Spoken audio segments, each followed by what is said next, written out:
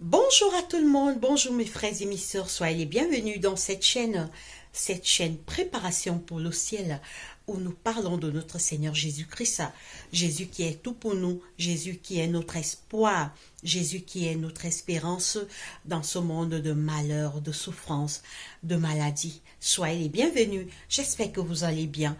L'équipe Préparation pour le ciel vous salue, d'où que vous regardez la parole de Dieu à travers cette chaîne. Alors, pourquoi ce nom Préparation pour le ciel? Effectivement, ce nom est donné vu les moments que nous vivons, car Jésus revient très bientôt. Les signes de son retour sont bel et bien visibles. Tout ce que la parole de Dieu a écrit concernant le retour de Jésus se réalise devant nos yeux. On voit les signes que Jésus a donnés se réaliser. Alors aujourd'hui, nous allons faire une étude qui a pour thème « Tout le monde veut aller au ciel, mais est-ce que nous remplissons les conditions ?» Oui, mes frères et mes sœurs, Jésus est retourné au ciel pour nous préparer une cité, pour nous préparer des palais où nous allons vivre dans la paix, dans la joie. Il n'y aura plus la mort, il n'y aura plus les maladies, il n'y aura plus la souffrance. Mais pour entrer dans cette cité, il y a des conditions à remplir. Personne ne va vivre comme il veut ici-bas. Il vit comme il veut. Il désobéit à Dieu. Il fait le mal et il dit qu'il peut entrer dans la cité de Dieu. Ça ne se passera pas comme ça parce que le Seigneur nous a donné les conditions. Oui, mes frères et sœurs, pour entrer dans cette belle cité que Jésus est allé nous préparer, il y a des conditions à remplir. Alors, c'est des conditions simples et banales. Pourtant, c'est ces conditions qui nous permettront d'entrer dans cette cité. Commençons par la prière. Prions. Seigneur Dieu Tout-Puissant, notre Père, merci pour cette étude. Seigneur, enseigne-nous les conditions qu'il faut que nous remplissions pour entrer dans cette cité, Papa, que tu es allé nous préparer.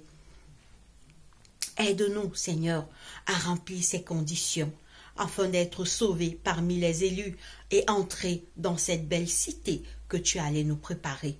Enseigne-nous, bénis-nous, rends-nous humbles pendant cette étude. Parle-nous et enseigne-nous toi-même. Nous t'avons ainsi prié, Papa, au nom de Jésus-Christ, notre Roi. Amen. Alors, mes frères et sœurs, parmi les conditions pour entrer dans la cité de Dieu, alors on va citer quelques-unes.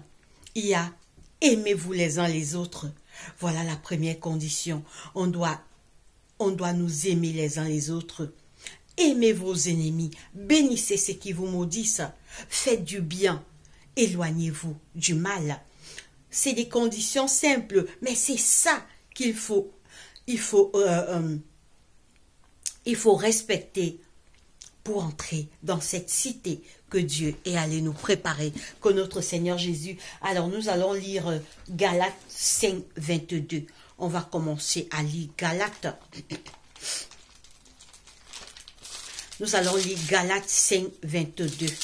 Galates 5, 22, il est écrit. Galates 5, 22. Mais le fruit de l'esprit, c'est l'amour, la joie, la paix, la patience, la bonté, la bénignité, la fidélité, la douceur, la tempérance. La loi n'est pas contre ces choses. Ceux qui sont en Jésus-Christ ont crucifié la chair avec ses passions et ses désirs. Voilà.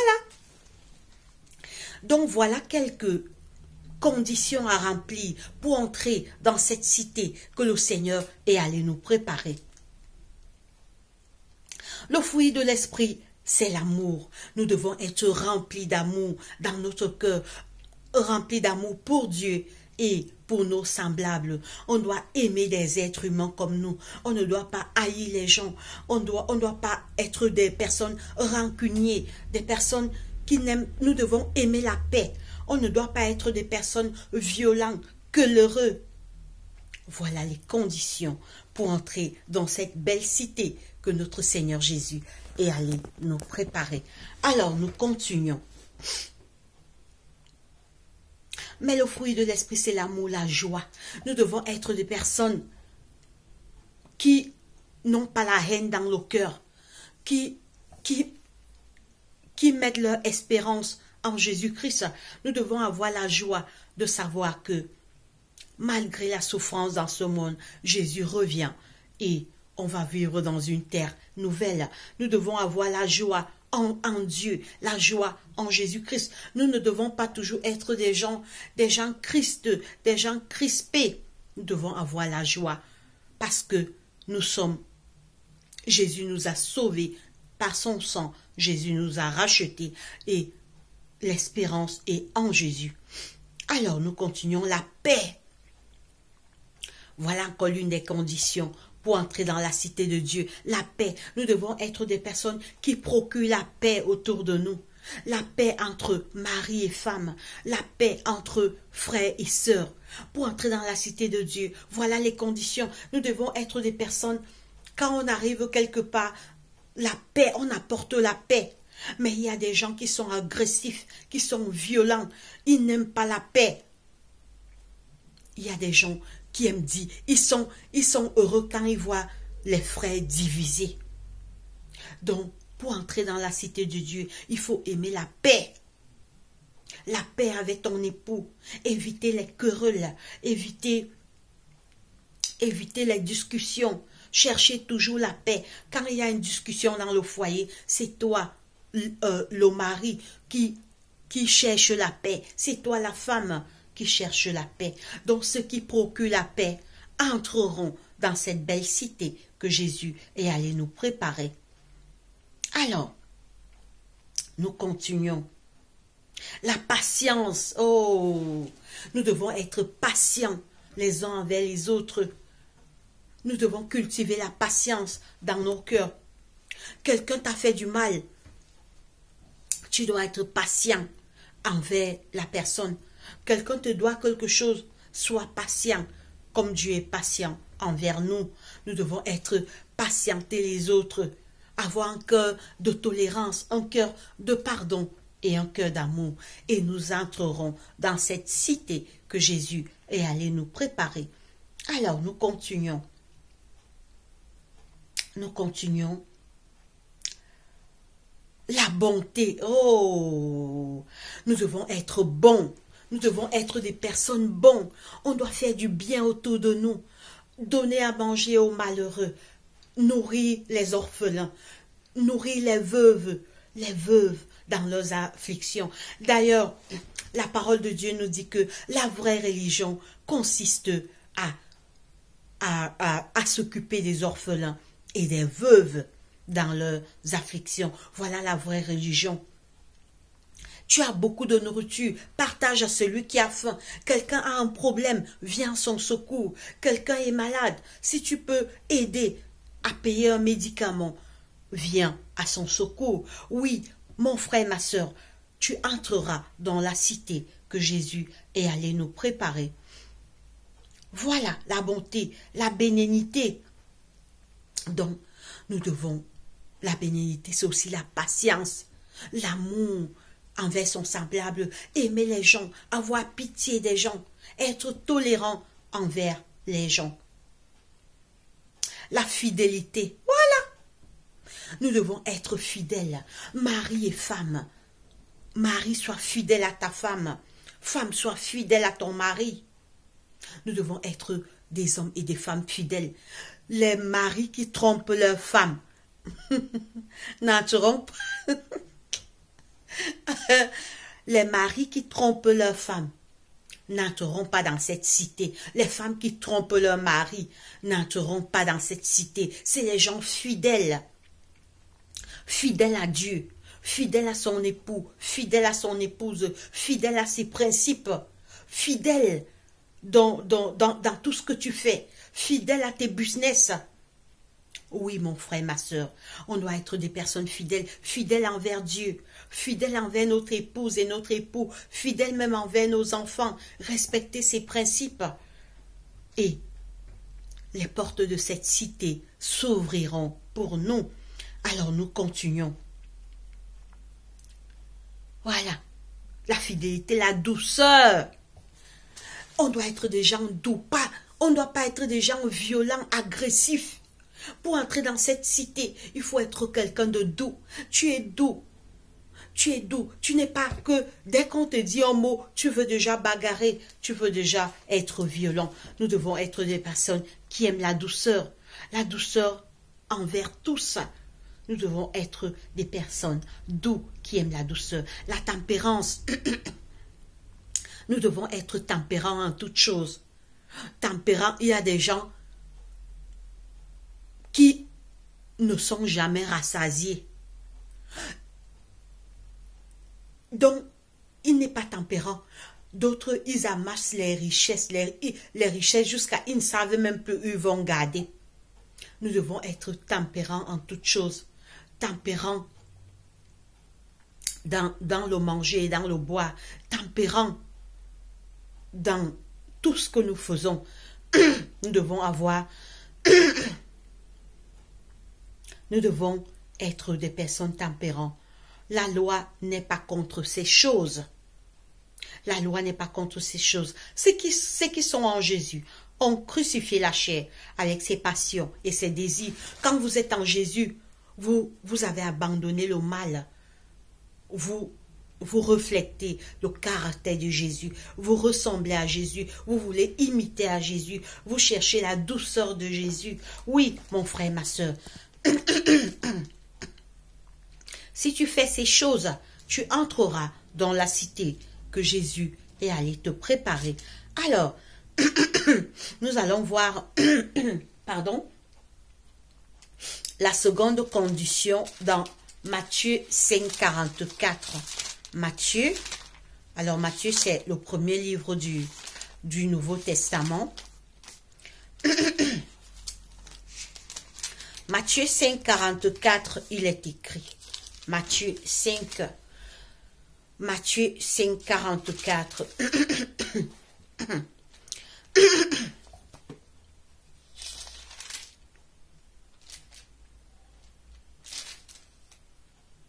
Matthieu 5, 44.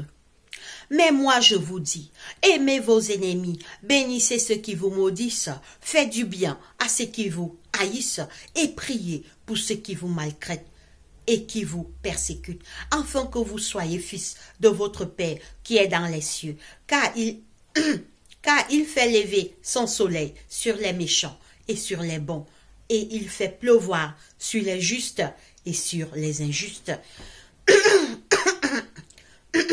Pardon.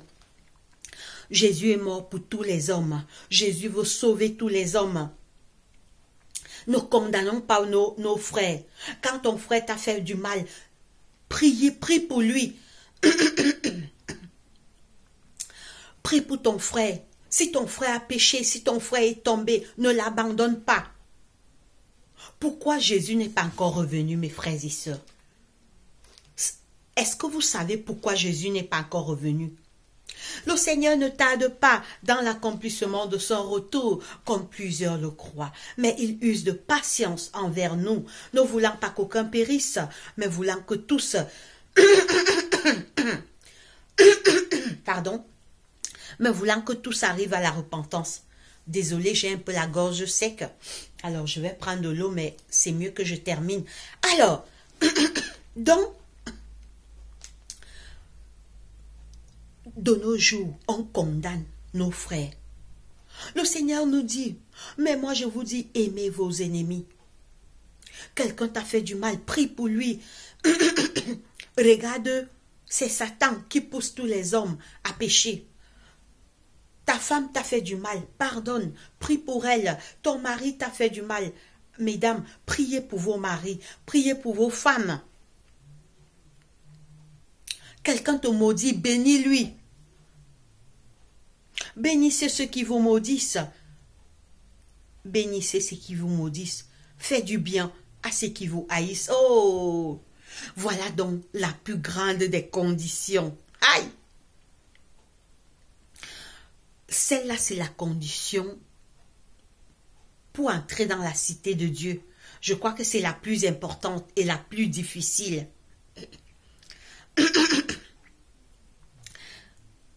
C'est la plus importante et la plus difficile. Parce qu'en fait, quand tu aimes ton ennemi, tu ressembles à Jésus. Parce que, je disais tantôt, pourquoi Jésus n'est pas encore revenu? Mais parce qu'il est patient. Il est patient envers nous. Jésus serait déjà revenu. Cette terre aurait déjà pris fin. On serait déjà en train de vivre dans un monde nouveau. Satan sera déjà détruit. Mais Dieu est patient parce qu'il veut sauver plus d'hommes. Mais nous, qui sommes-nous pour juger nos frères? Qui sommes-nous pour condamner nos frères? Mais moi, je vous dis, aimez vos ennemis. Bénissez ceux qui vous maudissent. Aime ton ennemi. En fait, quand le Seigneur dit aimez vos ennemis, ça ne veut pas dire que tu dois aller te livrer vers quelqu'un qui te veut du mal. Non. Parce que tu dois aussi être prudent. Mais prie pour lui-même en cachette. Ne le condamne pas dans ton cœur. Parce que si quelqu'un veut te faire du mal, bien sûr, tu vas l'éviter. Bien sûr, tu vas l'éviter. Mais ne le haïs pas dans ton cœur. Sois en genoux dans ta chambre. Prie pour lui. Tu dis, Seigneur, mon collègue de travail m'a fait du mal. Seigneur, il voulait me faire du mal. C'est vrai, je ne peux pas l'approcher, mais change son cœur. Pardonne-lui. Seigneur, fais que mon collègue de travail puisse changer. Tu pries pour lui. Mon voisin m'a fait du mal. Seigneur, pardonne à mon voisin. Aide mon voisin afin qu'il puisse changer. Tu es venu. Tu veux aussi que mon voisin soit sauvé. Tu veux que mon voisin entre dans cette cité que tu es allé nous préparer. Seigneur, je ne veux pas entrer dans cette cité seule. Je veux entrer avec tous mes voisins. Je veux entrer avec tous mes collègues de travail. Je veux entrer avec tous mes amis et connaissants. Seigneur, pardonne-leur ce qu'ils m'ont fait. Tu aimes ton ennemi. Tu dis, Seigneur, cette fille me haïsse. Cette fille me haït.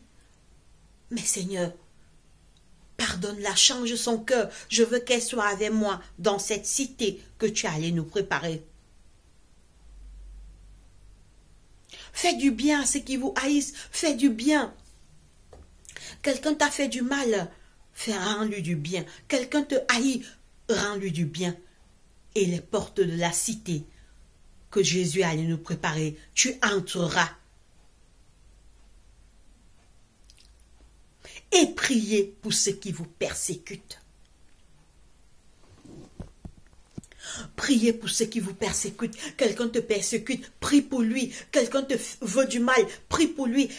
Tu pries d'abord pour que Dieu te protège. Quand tu finis de prier pour toi, prie encore pour la personne. Seigneur, telle personne veut me faire du mal. Seigneur, protège-moi et change-lui. Seigneur, je sais que c'est le diable qui l'incite à me faire ce mal.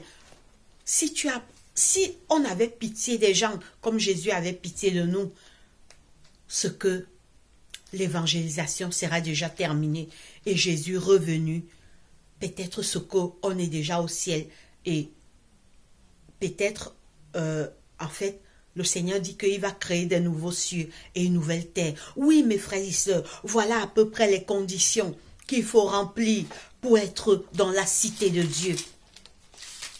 Voilà les conditions qu'il faut remplir pour être parmi les élus. Parce que les gens croient que je vais faire du mal sur la terre, je vais vivre comme je veux, je piétine les lois de Dieu. Et quand Jésus revient, je peux entrer dans la cité. Non, non, non, non, non, non, non. C'est trop facile. Parce que Jésus allait nous préparer des palais. La parole de Dieu dit que les rues seront en or pur. Alors, je vais vous décrire la ville dans une autre vidéo. Dans Apocalypse, on nous décrit la ville. Mes frères et sœurs, la parole de Dieu dit que les choses que Jésus allait nous préparer, c'est des choses que l'œil n'a jamais vues, des choses qui ne sont jamais montées dans le cœur de l'homme, des choses que Dieu a préparées pour ceux qui l'aiment. Alors, nous allons lire Apocalypse 22. Voilà encore une des conditions pour entrer dans la cité de Dieu. Voici Apocalypse 22, 12. Voici je viens bientôt et ma rétribution est avec moi pour rendre à chacun selon ses œuvres. Je suis l'alpha et l'oméga, le premier et le dernier, le commencement et la fin. Heureux ceux qui lavent leurs robes afin d'avoir droit à l'arbre de vie et d'entrer afin d'avoir droit à l'arbre de vie et d'entrer par les portes dans la ville. Écoutez maintenant. Dehors, écoutez, ceux qui n'entreront pas dans la ville. Dehors les chiens, les enchanteurs, les impudiques, les meurtriers, les idolâtres et quiconque aime et pratique le mensonge. Les menteurs n'entreront pas, les idolâtres.